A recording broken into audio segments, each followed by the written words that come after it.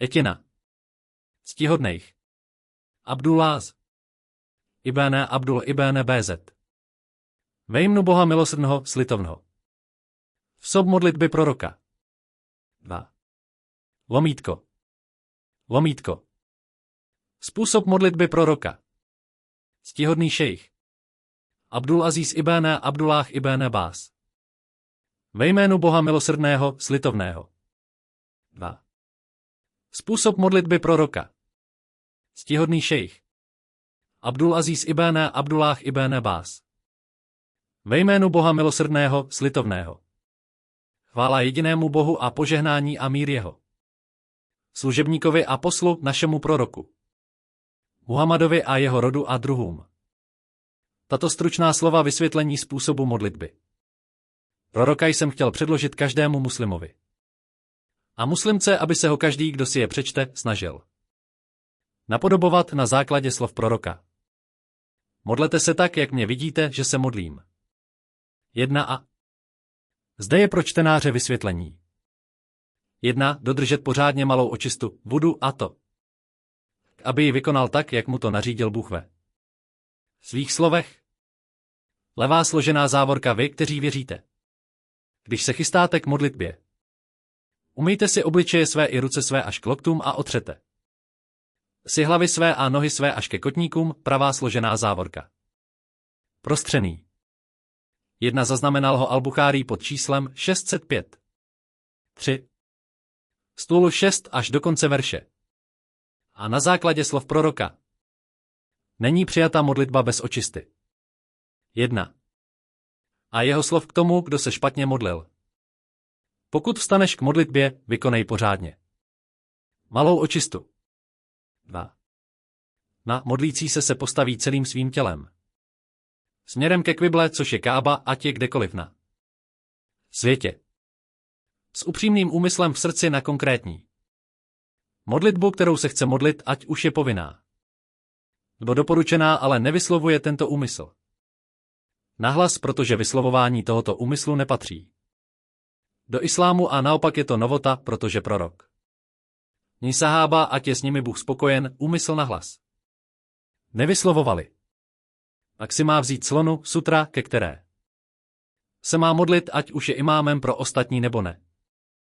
A postavení se směrem ke kvible je podmínkou modlitby kromě některých známých výjimek, které jsou vysvětleny v knihách učenců.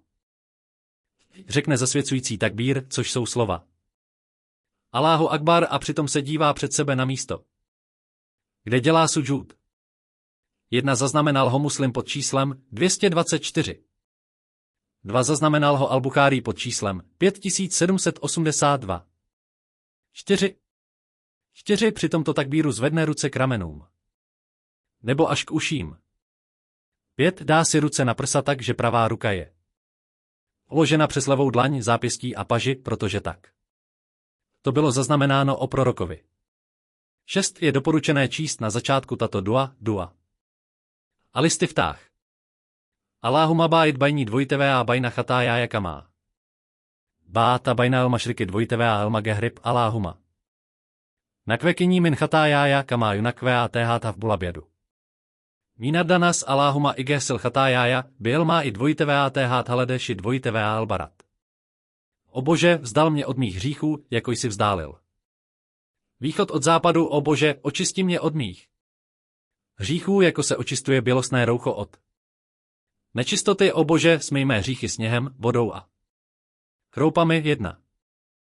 A pokud si přeje, může místo toho říci Subhánaka Allahumma dvojitevé a bihamdika dvojitevé a Tabáraka smuka dvojitevé a ta'ala jadduka dvojitevé a la iláha. 1. Zaznamenal ho Al-Buchárī pod číslem 744 a Muslim pod číslem 598. 5. Jahajruka. Bud sláva tobě, o Bože, i chvála tobě a bud požehnáno jméno tvé a povznesena vznešenost. A není Boha kromě tebe. 1. A pokud řekne jiné do Al-Istiftah, které je potvrzené od proroka, tak to nevadí. A nejlepší je, aby říkal jednou to a podruhé to, protože to je nejdokonalejší následování. A poté řekne A'udhu billahi mina šajtáni rajím. Bismiláhi rahmáni rahím. Utíkám se k Bohu před prokletým satanem. Ve jménu Boha milosrdného, slitovného. A pak přečte súru Al-Fátiha, protože prorok řekl. Není modlitby pro toho, kdo nečetl. Otevíratelku knihy Fátihu. A po ní řekne Ámín. Nahlas, pokud se jedná o hlasitou modlitbu a potichu, pokud se jedná o tichou modlitbu. Poté přečte z Koránu to, co je pro něj jednoduché. Nejlepší je číst po Fátize při modlitbě Zuhr, Asr a Iša. Středně dlouhé súry při Fadžru dlouhé a při Magehribu někdy dlouhé a někdy krátké, aby se tak řídil podle hadíthů, které o tom mluví. Sedm zvedne ruce k ramenům nebo k uším, udělá takbír a přejde do poklony ruku, kdy má hlavu v jedné rovině se zády a ruce na kolenou s prsty od. Jedna zaznamenal ho Muslim pod číslem 399. 2 zaznamenal ho Al-Buchari pod číslem 756. 6. Zve a v této pozici vydrží v klidu a řekne Subhána. Rabí Al-Azím, sláva Bohu velkolepému, a nejlépe je říct si to 3krát a více. A je doporučené, aby zároveň s tím řekl Subhánaka Allahumma a bihamdika Allahumma Ghafirli 1. 8. Zvedne se z poklony a zvedne ruce k ramenům nebo k uším a řekne Sami Allahu liman Hamidách, Bůh slyší toho, kdo ho chválí, ať už je imámem pro ostatní nebo se modlí sám. A když stojí, řekne Rabbana lakal hamede hamdan kathíran. Tejban mubárakan fích milá esamáváti milá lardi milá má šita min šayin badu. Bůh slyší ho, kdo ho chválí častým, dobrým a požehnaným chválením. Bože, náš Pane, tobě patří všechna chvála, nechť se naplní nebesa i země i to, co si budeš ještě přát. 2. Zatímco pokud se modlí za imámem, tak řekne Rabbana lakal hamede. Až do konce výše zmíněného. A pokud oba, to je imám i ten, co se modlí. Za ním řeknou. 1 zaznamenal ho Al-Buchari pod číslem 817 a Muslim pod číslem 484. 2 zaznamenal ho Al-Buchari pod číslem 711 a Muslim pod číslem 598. 7. Ahlatéhát haná i al-madšt ahakkumá kvála el. Abede kulunálaka abede Allahumma la mánia. Lima atajta la mutia lima manata la janfau. Hál džaddy minka el džaddu. Chvála a sláva, která je nepravdivější, co řekl služebník, a všichni jsme tvoji služebníci, Bože, nikdo nezadrží, co tys daroval, a nikdo nedaruje, co ty zadržel, a nikomu neprospěje jeho bohatství proti tobě. 1 je to dobré, protože to bylo zaznamenáno o prorokovi. A je doporučené, aby si každý z nich, to je imám, ten, co se modlí za ním, a ten, co se modlí sám, dal ruce na prsa tak, jak je měl předtím, než přešel do poklony, protože v hadíthech vájela Ibn Hudžra a Sahla Ibn Sáda, ať je s nimi Bůh spokojen, bylo o prorokovi zaznamenáno to, co to dokazuje. 9 padne na tvář sudžud tak, že si na zem nejdříve položí kolena a až pak ruce, pokud je to pro něj snadné, pokud je to pro něj těžké, položí na zem nejdříve ruce a až pak kolena a jeho prsty na rukou. A nohou směřují ke kvible a prsty na rukou jsou vedle sebe a natažené a je opřený o 7 částí těla, čelo, z ruce, kolena a prsty na nohou. A řekne Subhána Rabíjel Alá. Sláva mému Pánu nejvyššímu, a je doporučené to říci 3krát a více. A 1 zaznamenal ho Muslim pod číslem 477.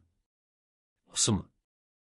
Je doporučené, aby také řekl Subhánaka Allahumma Rabbana bihamdika Allahumma ghafirli.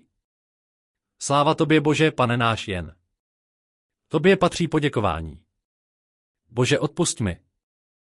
A měl by Říkat co nejvíce proseb na základě slov proroka.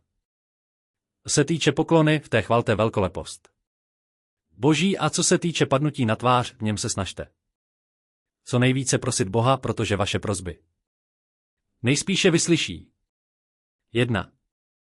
A prosit svého Pána o dobro v tomto i v budoucím světě. Ať už se jedná o povinnou nebo doporučenou modlitbu. A v sudžúdu by měly být jeho paže od těla, břicho na stehnech, stehna na lítkách a lokty zvednuté nad zemí na základě slov proroka. Srovnejte se při padnutí na tvář sudžúd a ať si nikdo z vás nepokládá paže tak, jako si je pokládá. 2. 10 zvedne hlavu a řekne Alláhu Akbar, sedne si na levou nohu, pravou vystrčí doprava, položí si. 1 zaznamenal ho Muslim pod číslem 479.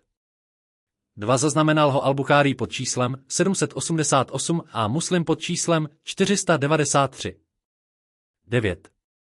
Ruce na stehna a kolena a řekne Rebaj gefirlí, dvojitevá ramní, dvojitevá hdyní, dvojitevá rzukvení. Dvojitevá áfiní, dvojitevá čburní, 1 a v tomto sedu chvíli vydrží.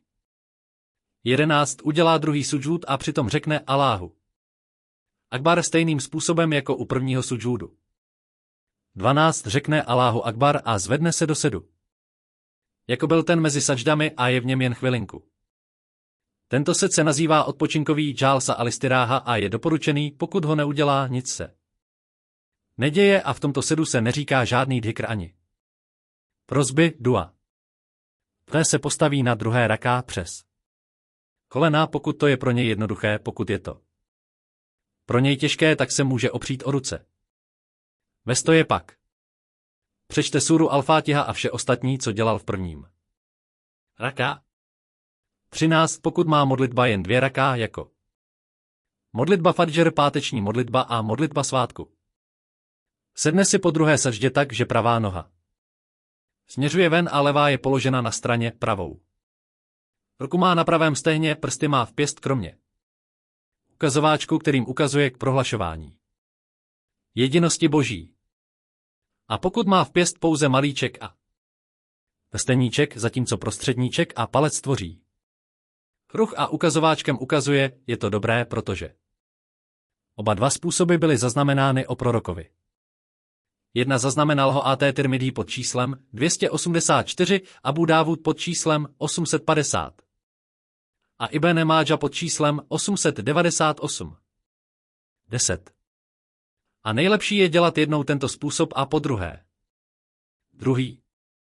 A jeho levá ruka je na levém stehně a koleni. A v tomto sedu řekne tašahud, což jsou slova A.T. tahijátu lilách, dvojitevá salavátu, dvojitevá A.T. tajibát. Assalámu alajka ajuha nabí, dvojitevá rahmatuláhi, dvojitevá barakátuh, assalámu alajná, dvojitevá alá ibádiláhi sálichín, ašhadu en la iláha ilallah, dvojitevá ašhadu ana Muhammadan abduhu, dvojitevá rasuluh. Veškerá úcta, všechny modlitby i slova výtečná patří Bohu, mír tobě, proroku, a milost Boží i požehnání jeho, mír nám i služebníkům Božím bezúhonným. Vyznávám, že není Boha kromě Boha, a vyznávám, že Muhammad je jeho služebník a posel. A poté řekne Allahumma salli ala Muhammad, dvojitevá ala alej Muhammad kama salajta ala Ibrahim, dvojitevá ala alej Ibrahim innaka hamidun majid, dvojitevá bárik ala Muhammad, dvojitevá ala alej Muhammad kama bárakta ala Ibrahim, dvojitevá ala alej Ibrahim innaka hamidun majid. Bože, sešli milosrdenství na Muhammada. 11. Je rod Muhammadův, tak jako jsi seslal milosrdenství Abrahamovi i rodu Abrahamovu, věru tys chvályhodný, slávy plný. Bože, sešli požehnání na Muhammada i narod Muhammadův, tak jako jsi seslal požehnání na Abrahama i narod Abrahamův. Věru tys chvályhodný, slávy plný. 1. A pak se uteče v ochranu Boží před 4 věcmi. A řekne Allahumma inni a'udhu bika min adháby Jahannama dvojité amin adhábil kvabry dvojité amin fitnatil machia dvojité elmamat dvojité amin šary fitnatil masíhy džál. Bože, utíkám se k tobě před utrpením pekelného ohně, před utrpením v hrobě, před pokušením života a smrti a před zlem. Pokušení falešného mesiáše Džála 2. A poté prosí Boha o jakékoliv dobro, které chce v tomto i v budoucím světě, a pokud prosí i za své rodiče nebo jiné muslimy, nevadí to, ať už se jedná o povinnou nebo doporučenou modlitbu na základě obecných slov proroka v hadíthu ibn Masúda, ať je s ním Bůh spokojen, když ho učil. Tašahud 1 zaznamenal ho Al-Buchárí pod číslem 797 a Muslim pod číslem 402. 2 zaznamenal ho Al-Buchárí pod číslem 1311 a Muslim pod číslem 588. 12. A poté si vybere, jaké prosby se mu líbí a prosí za ně. 1 a v jiné verzi. Poté si vybere, jakou prosbu chce. 2. A to se obecně týká všeho, co člověku prospívá. Na tomto i v budoucím světě. Poté pozdraví na pravou a levou stranu tak, že řekne assalámu alaikum dvojité a rahmatulách, assalámu alaikum dvojité a rahmatulách. 14. Pokud má modlitba 3 raká jako Maghrib, nebo 4 jako Zuhr, Asr a Iša, přečte výše zmíněný tašahud s modlitbou za proroka, poté se postaví přes kolena, zvedne ruce k ramenům nebo k uším a řekne Alláhu Akbar, pak dá ruce na prsa, jak bylo zmíněno výše, a přečte pouze súru Al-Fátiha a pokud by někdy četl z Koránu ve 3. a 4. dá více než Fátihu, nevadí to, protože bylo zaznamenáno o prorokovi, co tuto možnost dokazuje v hadíthu Abu Saída, ať je s ním Bůh spokojen. A pokud by neřekl po druhém raká po tašahudu modlitbu za proroka, nevadí to, protože po prvním tašahudu je pouze doporučená a není povinná. Po 3. raká u Magehribu a po 4. po Zuhru, Asru a Iše udělá tašahud, jak bylo uvedeno. U modlitby, která má 2 raká, a poté pozdraví napravo a nalevo. A poprosí 3krát Boha za 1 zaznamenal ho En-Nasái pod číslem 1298. 2 zaznamenal ho Muslim pod číslem 402. 13. Odpuštění a pak řekne Allahumma anta es-salám dvojité a minka es-salám. Tabárakta já dhál džaláli dvojité a el-ikrám. Bože, ty smír a od tebe mír, buď požehnán, ty. Pon majestátnosti a velkomyslnosti, 1 předtím, než se obrátí k lidem, pokud je imám, a pak řekne La ilaha illallahu vahdahu la šaríka lahu. Lahul mulku dvojité a lahul hamdu dvojité a huva alá kuli. Šain kvadír la hafla dvojité a la kuvata ilá bilách. Allahumma la mánia lima atajta dvojité a la mutia lima. Manata dvojité a la jenfau dha el jaddy minka el jaddu. La ilaha ilallah dvojité a la nabudu ilá ijáhu. Lahu ennimatu dvojité a lahu el fadlu dvojité a lahu téhát hanáu. Al-Hasanu la ilaha illallahu. Muchlisína lahu dédína dvojité a lo kariha el kafirun. Není Boha kromě Boha jediného, jenž nemá společníka žádného. Jemu náleží vláda i chvála a on má moc nad každou věcí. Není moci ani síly než u Boha. Bože, nikdo nezadrží, co ty zdaroval, a nikdo nedaruje, co ty zadržel, a nikomu neprospěje jeho. 1 zaznamenal ho Muslim pod číslem 591. 14. Bohatství proti tobě. Není Boha kromě Boha. Neuctíváme nic kromě něho. On prokazuje dobrodění, je hoden přednosti a jemu náleží velebení nejnádhernější. Není Boha kromě Boha.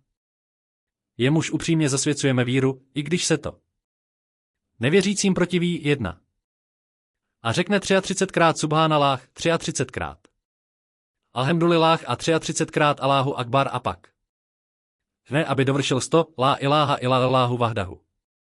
La šaríka lahu, lahul mulku dvojité a lahul hamdu dvojité a. Wa alá kuli šain kvadír, není Boha kromě Boha. Jediného, který nemá společníka žádného, jemu náleží vláda i chvála a on má moc nad každou věcí. A po každé modlitbě přečte verš trůnu a poslední 3 súry z Koránu. A je doporučené přečíst tyto poslední 3 súry po modlitbě Fadžr a Maghrib. 3krát, protože to bylo zaznamenáno v hadíthech o prorokovi. A všechny tyto dhikry jsou doporučené, nepovinné. A je doporučené, aby se každý muslim a muslimka modlili před modlitbou zuhr 4 raká. Po ní 2 raká, po Maghribu 2 raká, po iša 2 raká a před modlitbou Fadžr 2 raká, což je všechno dohromady 12 raká. A tato raká se nazývají ar-rawátib, protože prorok je vykonával pravidelně, pokud necestoval. Pokud ale cestoval, tak je nevykonával kromě doporučených modliteb.